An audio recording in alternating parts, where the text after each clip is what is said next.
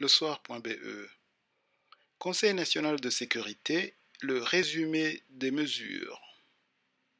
La prudence doit rester de mise, a expliqué Sophie Wilmès, mise en ligne le 20 août 2020 à 22h40. Un nouveau Conseil national de sécurité s'est tenu ce jeudi matin.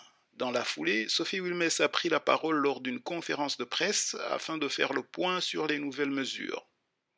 À partir du 1er septembre et pour une durée d'1 mois, la bulle de 5 personnes restera d'application, a indiqué la Première ministre. Elle rappelle néanmoins qu'il est autorisé de voir des personnes extérieures à sa bulle en respectant alors scrupuleusement les distances de sécurité.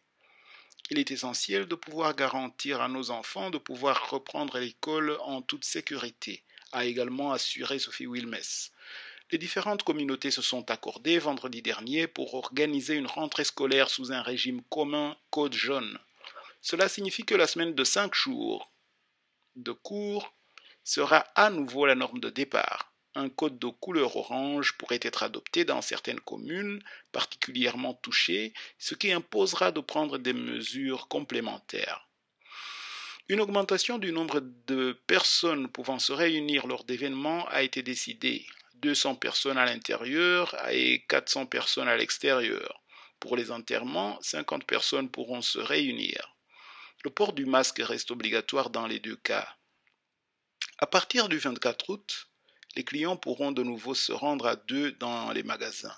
La Première ministre a bien insisté, 2 personnes maximum. La règle des 30 minutes prendra fin également. Les magasins seront toutefois libres d'adopter des règles plus strictes.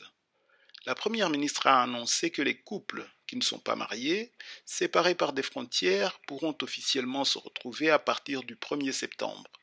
Elle a insisté pour que les personnes revenant de zones rouges se fassent tester et observent une quarantaine.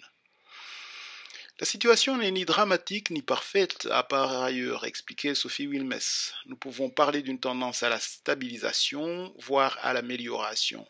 Le taux de reproduction est de 0,9, un chiffre en baisse depuis les dernières mesures.